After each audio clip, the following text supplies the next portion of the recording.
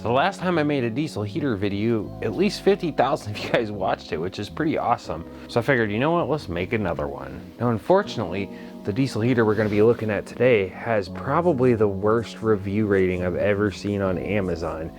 And I'm gonna be honest with you, it's actually working great for me, and I think it's a great idea how they package this thing. So I guess we're gonna look at it and see, is it really as bad as people are saying?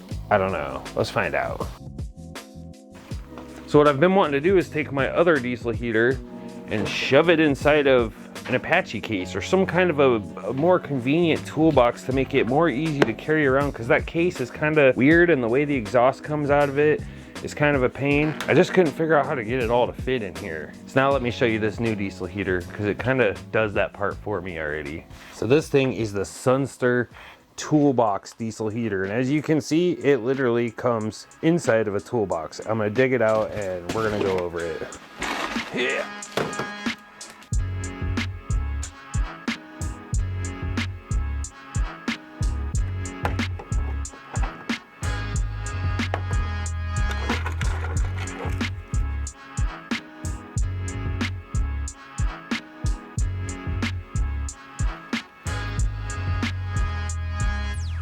So quickly, I'm just gonna go over some of this stuff. You've got these two things that open. There is your display and your controller. The other one carries a wireless remote for it. And then that's your heat output on this side. The other side has the intake for the heat output. This thing has a 120 volt outlet, so you don't need a DC connection to run this, which I love. And before we open it up, flip you around and show you the bottom here. The exhaust comes out the bottom, and these legs stand it off enough to where that's not touching the ground. But I imagine if you had this sitting down in grass or something like that, it would be pretty close to it. So you just want to make sure that you don't start a fire. And you got fuel line in the intake coming out of the bottom, and then in here, I believe, let's see if there's a filter in here. This is just for the combustion air. The way these diesel heaters work is the warm air sucks in here, gets heated, blows out here. The combustion air sucks in here, gets burnt, and blows out there. So they have two different air intakes that do two different things. Okay, yeah, so inside of here, it's just one of those mesh. It's not really a filter, it's just to keep, you know, leaves and trash and big debris from getting in there. Get back in there. So I will say the sides of this are all metal. The top and the bottom are plastic. It's not the most robust toolbox or case. It's probably just a generic toolbox. But overall, I like this package a lot better than I like the typical like flimsy metal things that the diesel heaters come in. So now let's look at the inside. So we've got our fuel tank here. The great part about this is there's actually a see-through window here, so you can see your fuel level with lines from the outside of the case. So especially if you mount this somewhere where you can see that, like the side where the heat comes out, that makes that super handy. And then this is basically your burner box, and then there's just a little bit of wiring tucked down in here, fuel lines. Somewhere in here is a fuel pump, but I imagine you'd almost have to take this apart to even be able to find it. What I can say is this is way more secure than the typical diesel heaters. The other one I have, you take the shell off and the gas tank just slides around like there's nothing holding it down. This one is held down, this is held down, and then you got this cord here, which goes through the lid to your display. I did notice that when I went to close it the first time, the cord popped out the lid like that, so you gotta be mindful not to destroy your cord. I love the fact that this exhausts out the back instead of out the bottom and having to like try to curve the exhaust tube, because they never give you enough room under there to do it. Now granted, it is fairly low, about a ½ inch off the ground. So like I said before, if you've got this like sitting on the ground at camp, you might want to put this up on some rocks or something to get this away from grass so you don't catch anything on fire. But otherwise, much better idea than how most of the diesel heaters are. So let me just be clear. This isn't a sales pitch. This isn't me saying, oh yeah, this is the best thing ever. Go out and buy one and blah, blah, blah. This is me saying, you know what? This was a cool idea. I like how it looks. So yeah, I'll try it. And I think it has a lot going for it. And that's that. I can't sit here and tell you that this thing is a great diesel heater when I've used it for 10 minutes, you know. This is not a long-term review. This is like a, hey, I'm trying this thing out. Come join me. The little Sunster diesel heater that we're talking about, and it has a 2.8 review on Amazon. And quite frankly, I can't figure out why, because it works good. The only one single thing about it that I don't like is that by the time they pipe it out the side of this toolbox, there's only just a little bit showing here. There's basically no room to get a clamp on here, and this won't stay on there. So and they didn't include a clamp. So I got to figure out how to get this to stay on here. The tube itself is actually way better than the one that came on that diesel heater. And it could, because it expands much farther, but then it still contracts really nicely. Now, one of the downfalls I read said that it pulls 12 amps for this thing to start. And so if you're running like a solar generator or like a little battery pack, a Jackery, whatever, those cap out at 10 amps. And so then it throws a fault and you can't run it without running 2 of them. Now the thing does come with a DC connector, and it also comes with an AC adapter, so you can just plug it into a house outlet, which most of those generators have. So I wonder if those outlets have the same amp rating. So I'm gonna go in the house and grab both of my portable battery packs, and we're gonna see if it'll start on either of them. Okay, so these are my 2 batteries that I bring with camping. This little Vevor one has been just an absolute freaking unit. It's small, but man, I have used this thing, and it just keeps on trucking. This is kind of like a no-name one, or Greasel, I don't know.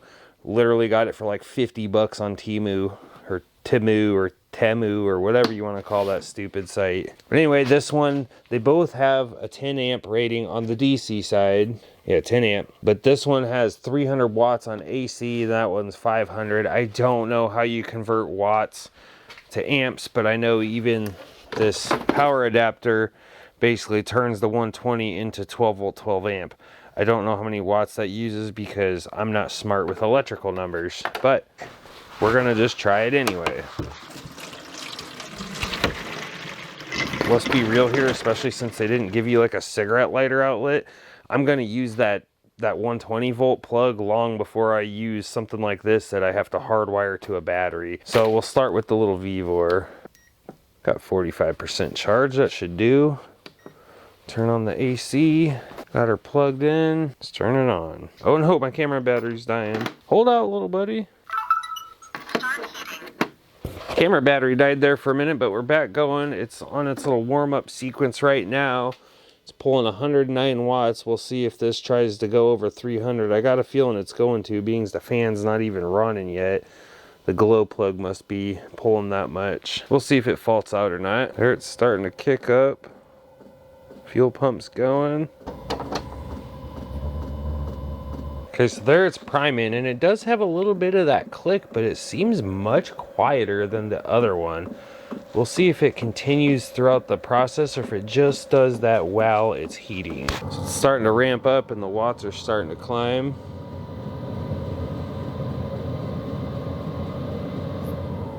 Oh, something just happened.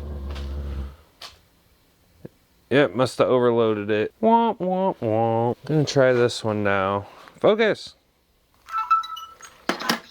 See if it fares any better than this one. And by the way, don't be an idiot like me and run this in your garage with the exhaust just pumping straight out. I do have my doors open so that it's ventilating. It's just, it's nighttime. I got nowhere else to film. But obviously, if you're gonna run this indoors, you have to pipe the exhaust outside. Well, now we're on this one, giving it a shot. It's made it longer than that one. We're up to 166 watts. This one had already faulted out by then. So we'll see how this goes. We'll start with it down toward the bottom just to get it going. Glow plug must have let out because now we're down to 27, 24 watts. But it's heating, it's going. It is definitely putting out some good heat now, and I've noticed I'm not hearing the clicking anymore. If you get really close to this vent, you can just barely hear it. I don't know if you can even hear that over the sound of the air moving, but to me, that's a win. As of right now, it's only running 13 watts. So it's mostly that glow plug that's causing the problem. What that tells me is that it's more efficient on the battery to just leave this dang thing running on constant low than it is to have it on temperature set, because if you have it on temperature set, it's going to keep cycling on and off and having to go through that boot up process with the glow plug. Because this is literally sitting here rocking 13 watts on this low setting. Let's turn it up a bit. See, got both my doors open. There's a nice breeze rolling through here. Now we're up to 22 watts on that kind of mid speed. Let's crank her all the way up. So I've got it all the way up on high now, and it's running 44 watts. So you figure if you had it at 44 watts for 8 hours, that'd be like 300 and some watts. So even a battery like this would be about dead if you started at full. But if you ran this in your tent on high, it would be 95 degrees in there. So I think the trick here is that you just got to use it with the AC cord on one of these. And if you're going to run it on the DC cord, you can't run it through your cigarette lighter or even through this cigarette lighter. You have to go direct to battery, which is why they didn't give you a cigarette lighter. So I just read through pretty much every single bad review I could find for this thing on Amazon, and that was the biggest complaint, was that it draws 12 amps and it's like blowing the fuse in the car cigarette lighter or on their power station because it only handles 10 amps. But it freaking comes with a 110 volt thing. Just use that. If you got a power station, you got a 110. I will say, it faulted on my little Vivor one here, which AC output 300 watt max. And I never saw it get up to 300 watts, but obviously it didn't like it, but it works just fine on this 500 one. The reality of it is I have a camp trailer with a big, like 400, I don't know, it's some huge gel battery in it that's like way more powerful than these, and that's what I'll be running it off of for the most part anyway. But if you're gonna use the DC side, you're gonna have to wire it either to your vehicle's battery and then hope you don't kill it, or have a jump pack, or you're gonna have to have like a dual battery system with an isolator so that it doesn't draw down your vehicle battery. I spoke with my contact at Sunster, and they're aware of the issue, and they're redesigning it to where it will work on those 10 amp outlets. So I'm sure at some point they will release that new one, and then this won't even be a problem anyway. So aside from those amp issues that we just talked about, one of the other bad reviews was about the same problem that I had, where this, as much as I like this hose, there's not enough sticking out here, so I'm gonna have to try to find some kind of a clamp or something to get this to stay on there, because there's just so little there, you can't shove it on far enough for it to just stay. And then there was one other review of a guy that said no matter what he did, the thing wouldn't work, so maybe he got a faulty unit. But guess what? When you buy Chinese stuff, that's gonna happen sometimes. Send it back and get another one. He said it ruined his whole weekend camping because he couldn't get it to work and they froze. But if you're taking gear off of Amazon and going out camping without making sure that it works first, whose fault really is that, though? I mean, you're gonna base the comfort of your whole family on a maybe? I mean, you see me, I'm out here testing this way before I ever try to take it into the woods. And then the last complaint was one person said no matter what they did, they could not get the Bluetooth to connect. Now I pulled my phone out, it connected right up. I already had the same app from my Vivor diesel heater that's up there. It's called like BLE heater connect or something, or air heater BLE, and there's the QR codes for it. All I had to do was go into the settings thing on my phone and like allow the new connections or whatever, click it, and then it connected straight to it and worked as it should. I mean, let's be real here. Every time that we as consumers gamble on Chinese and cheap products, whether it's on Amazon, eBay, Wish, Temu, whatever, it doesn't matter where you get it from, you know that you're kind of taking a risk that, you know, they might have a failure. Most of the time you can get it handled and corrected and they'll send you a new one if it doesn't work or something.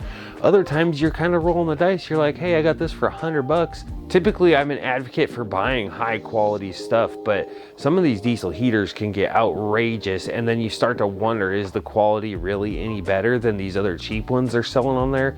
It's really hard to say. Now I will say this is not the cheapest one online. It's showing that it's $189 on Amazon. I'm pretty sure that Vivor one is like $100 or something. So there's definitely cheaper options out there. But this thing does come with a lot of good stuff that I think is worth looking at and not just writing it off because some people are angry on Amazon. Well, anyway, I hope this answers some of your questions about this heater. It kind of answered some of mine. I was kind of skeptical on it, and overall I'm pretty satisfied with it, but I still got to take it out in the woods and see how it works actually in the field and not just in my garage. So maybe in the future after I've used this, I'll come back and I'll update and put it in a pinned comment or something. But for now, that's going to be it. We'll see you next time.